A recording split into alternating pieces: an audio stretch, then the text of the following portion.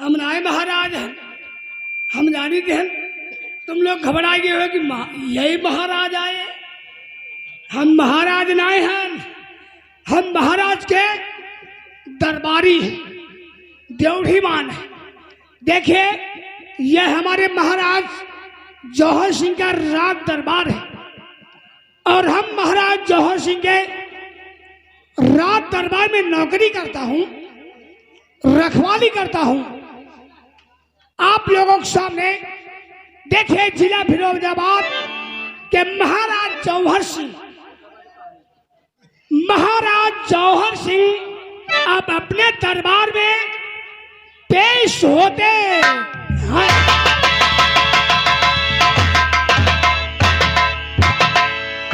महाराज की जय हो, कल्याण हो।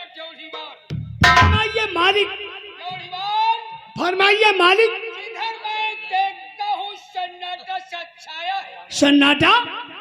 जिधर मैं देखता हूँ सन्नाटा सा छाया है। हाँ मालिक। कहो देवढ़ीमान। कहिए मालिक। हमारा सेनापति मान सिंह दरबार में कब से? महाराज एक तो वफादार सेनापति मान सिंह तो दरबार में रोज आया करते हैं मालिक, लेकिन आज इतना समय हो गया अभी तक सेनापति मान सिंह दरबार में नहीं आए हैं मालिक। रोजाना वो समय से ड्यूटी आते हैं जी। आज उन्हें आने में इतना विलम्ब हो गया। विलम्ब हो गया मालिक। तत्काल दौड़ करके सेनापति मान सिंह की आवाज पर चले जाओ। जी मालिक। और जाकर के कहो हाँ महाराज ने तुम्हें इसी वक्त दरबार में याद किया। ऐसे क्या हो मालिक, अभी सेनापति मान सिंह को दरबार में बुला के ला रहा हूँ। सेनापति मान सिंह कौन है? देवढ़ीमान। देवढ़ीमान? हाँ। बोलो किस काम से आए हो? आपको महाराज दरबार में याद करते हैं। क्या कहा मेरे महाराज ने मुझे राज दरबार में याद किया है? जी हाँ। तो ठीक है तुम पहुंचो, मैं आ रहा हूँ।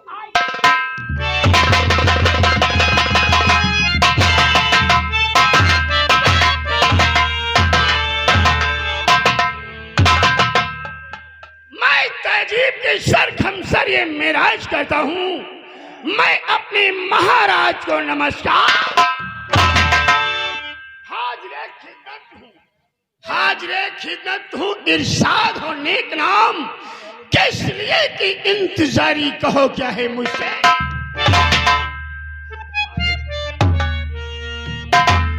महाराज जी आज मैं आपको किस हालत में देख रहा हूँ, आपको देख करके मुझे तो ऐसा एहसास हो रहा है कि आपके चेहरे से किसी ने खुशी को छीन रखा है राजन। इसलिए उदासी और खामोशी का कारण मैं जानना चाहता हूँ। मेरी गुस्ताखी माफ करो मालिक। तो पूछता है महाराज और सेनापति पूछता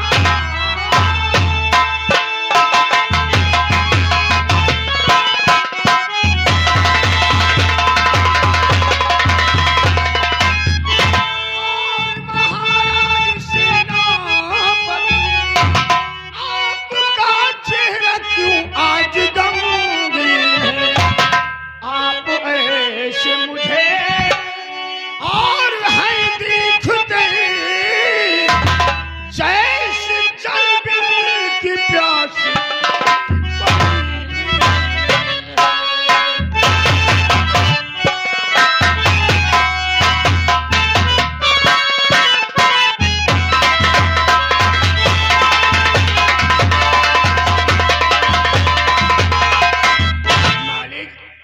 आज के दिन आपको खामोशी को देख करके मैं हैरत में पड़ गया।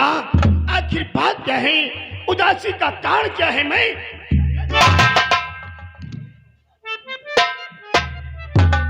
सेनापति मान सिंह, जी मालिक।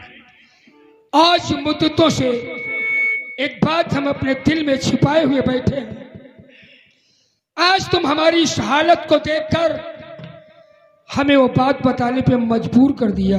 मालिक तुमसे प्रिय, तुमसे प्यारा हमारे इस राज्य में और कोई नहीं। लिहाजा मैं तुम्हें जरूर बताऊंगा। मैं सेनापति जी मालिक, इसलिए मैं तुम्हें जरूर बताऊंगा।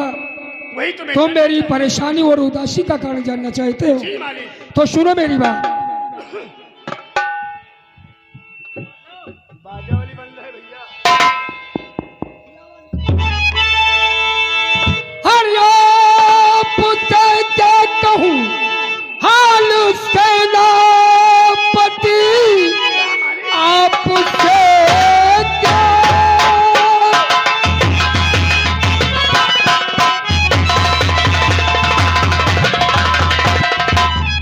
और कहूँ हाल सेनापति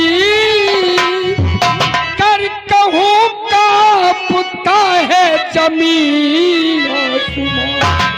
मेरी प्यारी दुलारी हर कुमारी को सुन छोड़ कर स्वर्ग को गई है बच्चों की माँ।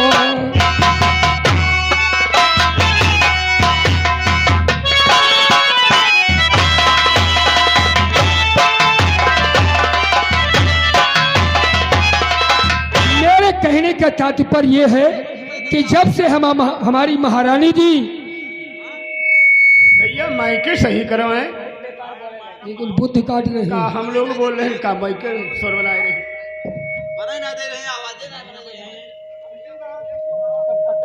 हेलो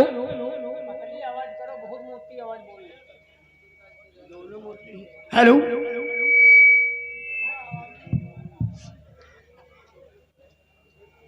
सेनापति जी जी मालिक।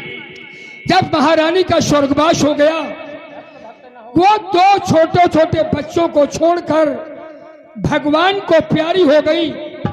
हमारा बेटा राजू और हमारी बेटी सुमन, उन दोनों बच्चों का भार, उनका पालन पोषण परवरिश हमारे और तुम्हारे द्वारा हुई।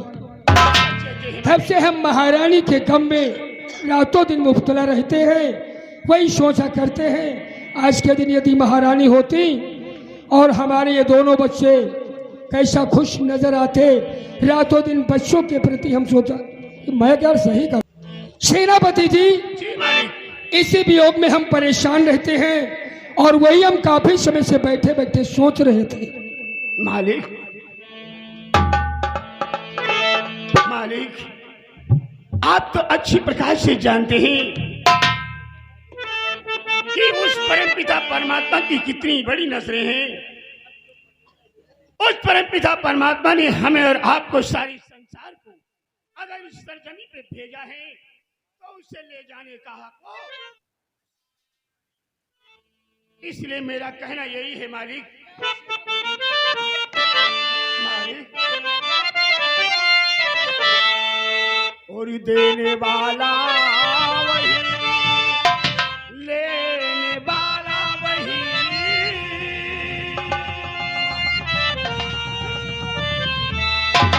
और देने वाला वही, लेने वाला वही,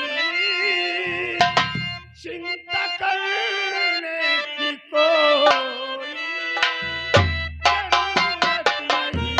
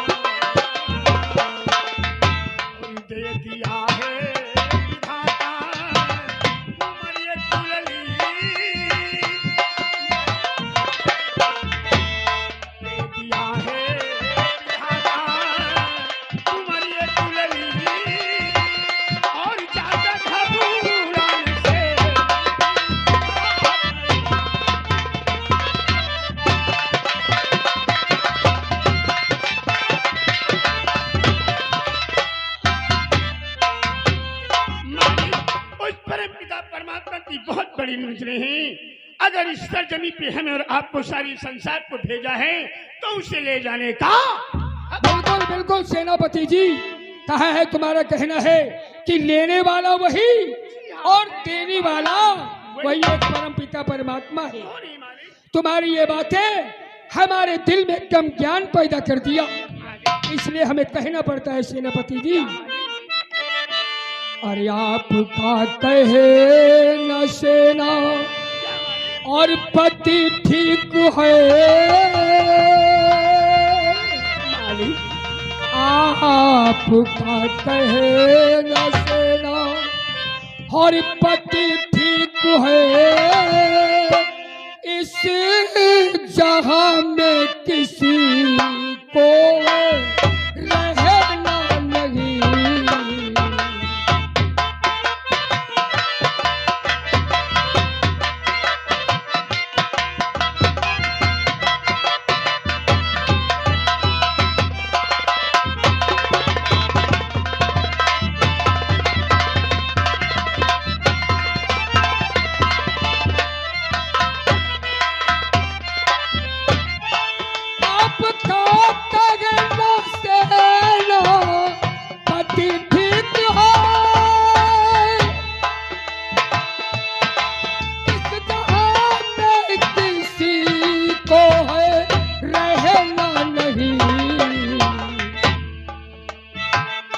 सेनापति जी,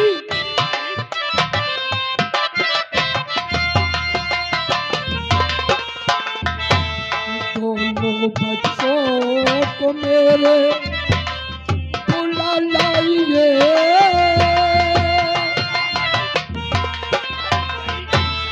दोनों बच्चों को मेरे बुला लाइए, दिल है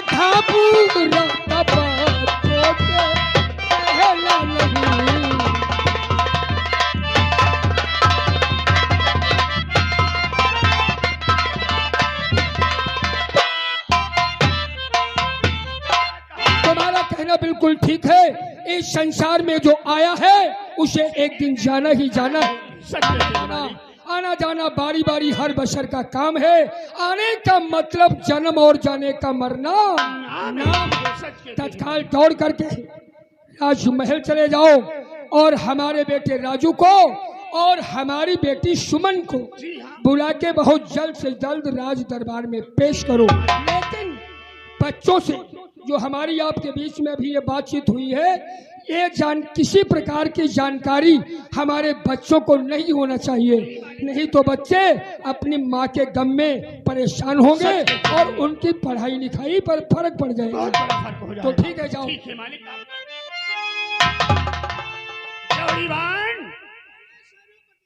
तुम्हें किस लिए बुलाया गया है?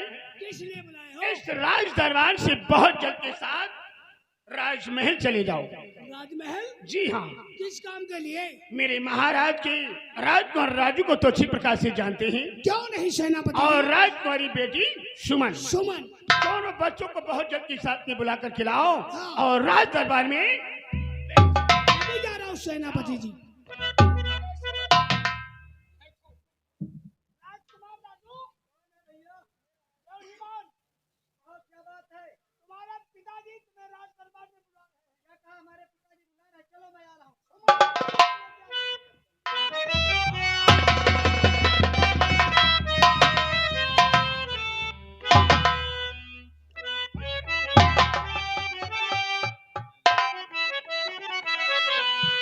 पिताजी, होरी पिता चरण में आपके लाडला झुकावे सिर।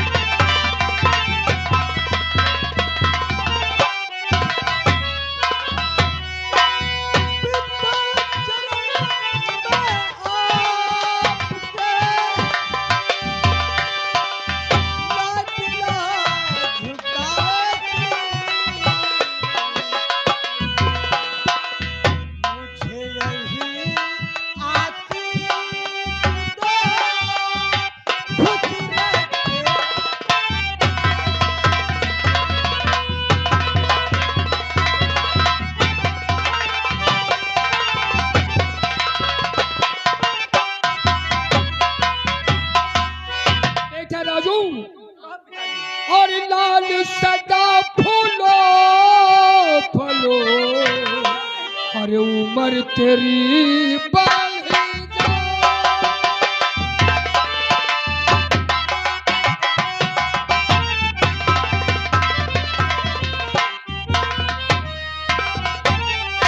और लाल सदा फूलो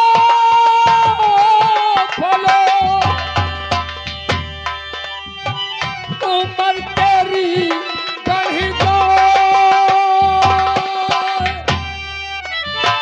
सुख दुख में राधा रमणे, अरे तुम हो इसहार।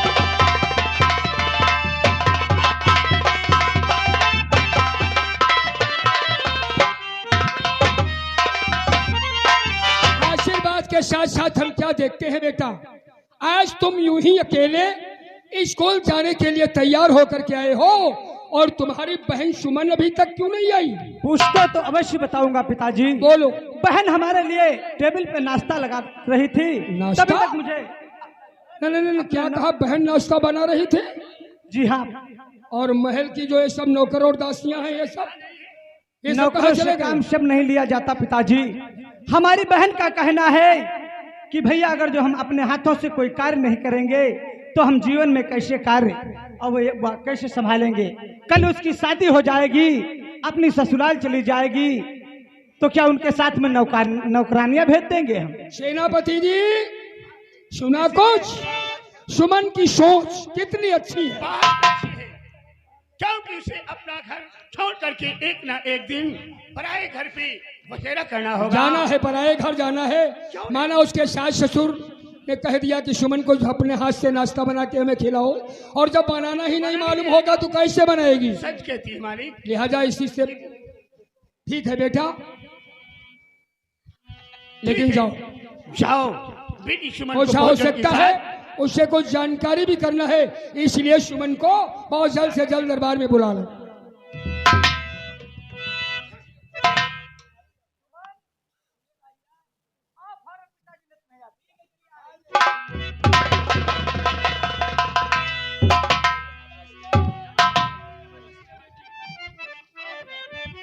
पिताजी, और पिताजी मुझे क्यों बुलाया गया है?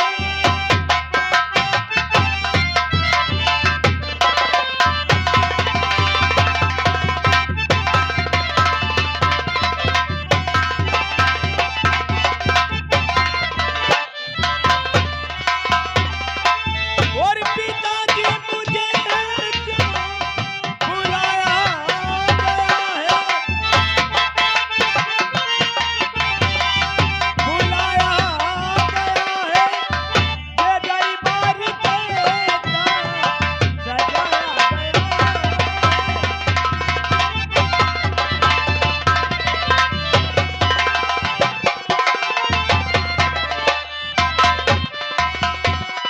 पिताजी, मैं आपसे सिर्फ इतना ही जानना चाहती हूँ, अचानक राज दरबार में क्यों बुलाया गया है और दरबार में इतनी बड़ी सजावट ये क्यों की गई है? देखो, सजावट का कारण ये है कि आज तुम्हारे भाई राजू का जन्मदिन है। हमारे भैया का जन्मदिन है। जन्मदिन है। आज राजू को पैदाइश वाला दिन हो। चुप! बेवकूफ कहीं के। जब तहजीब तरीका नहीं तो कम बोलो। और उसके साथ साथ बेटी, डैडी, अकस्मात अचानक तुम्हें दरबार क्यों बुलाया गया है? बुलाए जाने का कारण जानना चाहती हो? वही तो मैं तो मैं तुम्हें जरूर बताऊंगा। सुनो मेरी बात। बताइए ना डैडी। याद करने का मकसद डैडी, और सुनो लाडली, जरूर बताइए। याद करने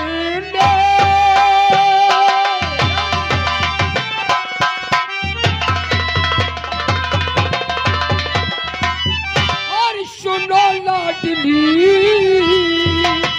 कैसा रिजल्ट आया है इस साल का राजू भैया तेरे, और कुछ बताया नहीं, क्या समाचार है तेरे स्कूल का?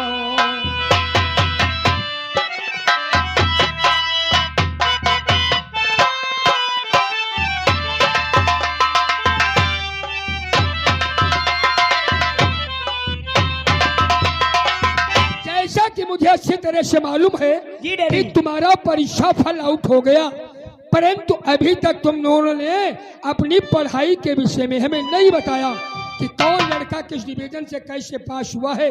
मैं जानना चाहता हूँ। जरूर बताऊंगी डैडी। बोलो बोलो तो बोलो। बात में भी हुई और राजू भैया हुए पास में।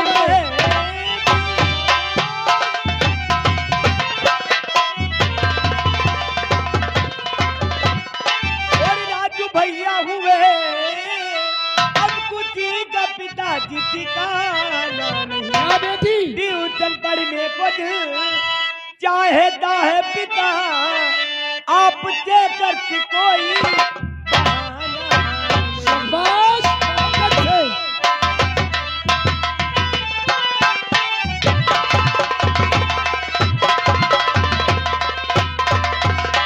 क्या कहा? पास मैं भी हुई, राजू भैया हुआ, भैया भी हुए। यानी दोनों बच्चे परीक्षा में उत्तीर्ण हो गए, पास हो गए। पिटिया पास भैया पास। हाँ हाँ जौहरीबान, वही तो बात है, दोनों बच्चे परीक्षा में उत्तीर्ण हो गए।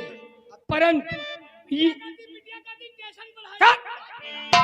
ट्यूशन ट्यूशन पिताजी अब तो सिर्फ ट्यूशन पढ़ने को दिल कह रहा है। बिल्कुल बिल्कुल, हम तुम्हारी हर मुराद पूरी करेंगे, परंतु एक बात हम जानना चाहते हैं। माना कि तुम दोनों भाई बहन परीक्षा में पास हो गए, उत्तीर्ण हो गए, जी। परंतु हम ये जानना चाहते हैं क्या कौन बच्चा किस डिवीजन से पास हुआ है। जानना चाहते हो तो मैं बताऊंगा आपको क्यों अवश्य। नहीं मालूम हवा कौन बच्चा कौन टेलीविजन के पास है। जब तुम्हें बात करने का तरीका तहजीब नहीं है तो क्यों बीच में बात करने लगे? टेलीविजन नहीं, डिवीजन कहा जाता है। डिवीजन का मतलब कौन बच्चा किस श्रेणी में। हाँ, तेरे बहिरा हो क्या? किस नंबर में, किस दर्जे से। अरे हाँ हाँ सुन रहे हैं। पिताजी अगर जो आप जानना चाहते हो तो मैं आपको अवश्य बताऊंगा। ठीक है बेटा, राजू बताओ। तो पहला स्थान आया क्या? और किरण का पिता पहला आया था।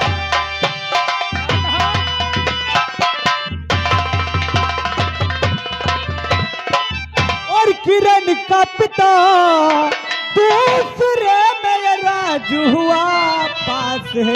बस मेरे गुरु ने है मांगी और गुरु दक्षिणा, बस इसी से ये राजू पूरा। क्या राजू?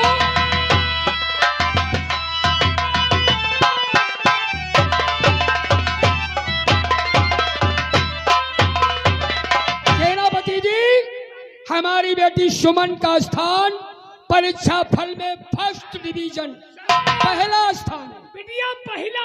हाँ, तेरे चाहे कहीं की है। अरे फर्स्ट डिवीजन, पहला स्थान, प्रथम श्रेणी। भैया दूसरे में गए। अच्छा अब तुम कम बोलो, कम बोलो। पढ़े लिखे नहीं हो, जाहिलों सी बात करते हो। जब तुम्हें तहजीब तरीका नहीं है तो कम बोलो। सुनो जो हम लोग बातचीत कर रहे हैं। और हमारा बेटा राजू ये सेकेंड डिवीजन में पास हुआ है, और इस खुशी में इनके गुरुजी जो हैं वो गुरु दक्षिणा मांगा है। तो इसमें तुम फिक्र किस बात की करते हो? अरे भाई गुरुजी मेहनत परिश्रम करके लगन से तुम दोनों को पढ़ाते हैं, परीक्षा में पास हो गए तो उन्होंने गुरु दक्षिणा मांगा, इसके लिए कोई उन्होंने बेजा नहीं कहा। डैडी मैं तो अपने गुरुजी को एक साइकिल और एक छाता देना चाहती एक साइकिल एक छाता, क्योंकि बेचारे धूप में स्कूल को आते हैं, इतनी तेज धूप होती है और पैदल तीन पैदल भैया जाते वाली, हैं। तीन भैया वाली। क्या तीन पहिया? तेरे मूर्ख। भैया अरे वो तीन पहिया वाली जो साइकिल होती है वो विकलांगों के लिए होती है, तो अपंग होते हैं, चलने फिरने में असमर्थ होते हैं। और हम कहीं हाथन वाटते हैं गुंडई में। हाँ गुंडई, वो बेचारे अपने के लिए परेशान, तुम्हें गुंडई दिखा रहे हैं। एक साइकिल या कि चुतरी। छतरी बोलो, जिसे छाता कहा जाता है। ठीक है सुमन, तुमने जो कहा है तुम्हारे गुरुजी के लिए बहुत जल्द से जल्द उसका बंदोबस्त करते हैं। पिताजी मेरी बस यही गुजारिश है कि मुझे जो गुरु दक्षिणा गुरु ने कहा है बस वही दे दीजिए या चाचा के हाथों भिजवा दीजिए। ठीक है, तुम किसी प्रकार की फिक्र मत करो, ये हमारी जिम्मेदारी है। सेनापति जी तुम एक काम करो, वो कौन सा खजाने से 1000 रुपए ले लो जी हाँ। और दोनों बच्चों को साथ में ले लो, जाओ इनके विद्यालय तक, गुरुजी को गुरु दक्षिणा दे देना, और सुमन जो छाता और साइकिल के लिए कहा है उसका भी हम भी बंदोबस्त करते हैं, ठीक है? मालिक, ये आपके तुम्हारी कहने के जिम्मेदारी अनुसार- है। आपके कहने के अनुसार हर काम होगा। और हम जा रहे हैं इस वक्त शाइन कच। देवलीमान, मालिक को चैन कर ले जाओ।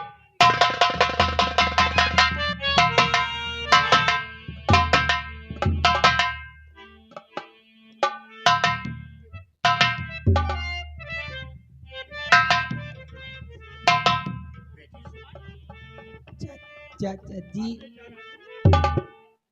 ये मैं क्या देख रहा हूँ? चाचा जब जी, तक मेरे महाराज इस राज दरबार में मौजूद रहे, तुम दोनों बच्चों हमेशा, लेकिन आज मैं क्या देखता हूँ, मेरे महाराज के चले जाने के बाद दोनों के चेहरे पे किसी ने खुशी को छीन रखा है। बेटा, चाचा इस उदासी और खामोशी का कारण में चाचा जी, हम दोनों बहन भाई बस यही सोचा करते हैं कि हमारी माँ का तो स्वर्गवास बचपन में ही हो गया, और तब से आपने हम दोनों बहन भाई की परिवारी माता की अपने कमी हाथ- कभी नहीं महसूस होने दिया चाचा। ये तो मेरा जो फर्ज है उसे अदा किया है, और जब तक मैं मौजूद रहूंगा इसी प्रकार से दोनों बच्चों को खुशहाली ही नजर आएगी। चाचा चाचा जी, आप मेरे चाचा नहीं बल्कि आप सब कुछ हैं। आप तो चाचा जी हमारे लिए भगवान के भी समान हैं चाचा जी। और तुम ही हो माता पिता, तुम ही हो।